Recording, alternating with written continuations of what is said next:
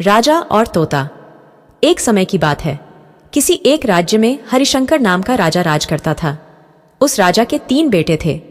उसकी ख्वाहिश थी कि उसका सबसे काबिल बेटा उसकी राजगद्दी संभाले, लेकिन वह इस बात को लेकर संशय में था कि तीनों में से किसे वह अपना राजपाट सौंपे। एक दिन राजा को एक तरकीब सूझी। उसने उसी समय अपने तीनों बेटों को बुलाया और कहा, बेटा, आज मैं तुम सबसे एक सवाल पूछता हूं। अगर तुम लोगों के सामने एक गुनहगार खड़ा हो तो तुम उसके साथ क्या करोगे? इस पर राजा के पहले बेटे ने कहा, उस अपराधी को सजाए मौत दी जानी चाहिए। उसके दूसरे बेटे ने कहा, उसे जंजीरों में बांधकर जेल में डाल देना चाहिए। जबकि तीसरे बेटे ने कहा, पिताजी, हमें उसे सजा देने से पहले इस बात की जांच करनी चाहिए कि उसने सही में अपराध किया है या नहीं। इस पर राजा के तीसरे बेटे ने सभी को एक कहानी सुनाई। एक राजा था जिसके पास एक बुद्धिमान तोता था। एक बार उस तोते ने महाराज से कहा, मुझे अपने माता और पिताजी के पास जाना है।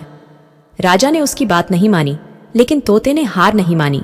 वह लगातार महाराज से जिद करने लगा कि मुझे माता पिता के पास जाने दें। अंत में राजा ने तोते की बात मान ली और कहा, ठीक है, तुम अपने माता पिता से मिलकर आओ, लेकिन वहां ज्यादा दिन नहीं रुकना।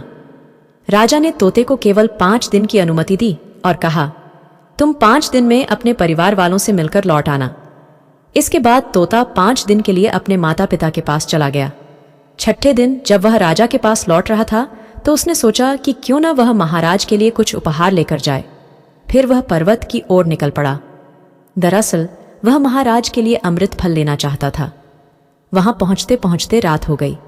तोते ने पर्वत पर पहुंचकर फल तो ले लिया, लेकिन रात हो जाने के कारण वह आगे नहीं बढ़ा और वहीं रुक गया। उस रात जब तोता सो रहा था तभी एक सांप वहां आया और उसने राजा के लिए रखे अमृत फल को खाने लगा। सांप ने फल को खाया, इस कारण उस फल में जहर फैल गया था। हालांकि तोते को इस बात की भनक तक नहीं थी। अगली सुबह जब वह जागा तो फल लेकर महल की ओर चल पड़ा।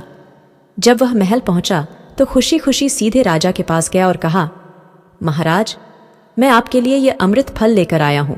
आप इसे खाएंगे तो सदा के लिए अमर हो जाएंगे। यह सुनकर राजा काफी प्रसन्न हुए।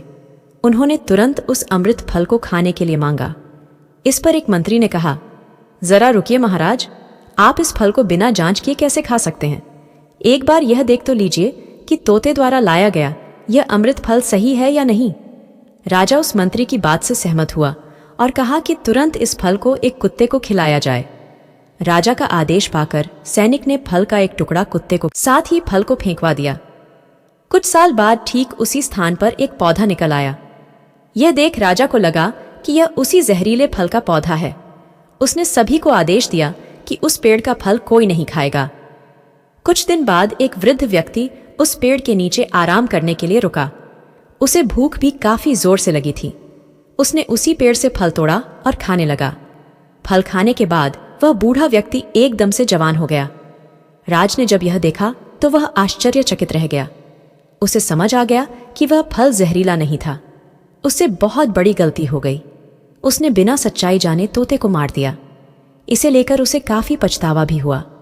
इसके लिए वह मन ही मन खुद को कोसने लगा।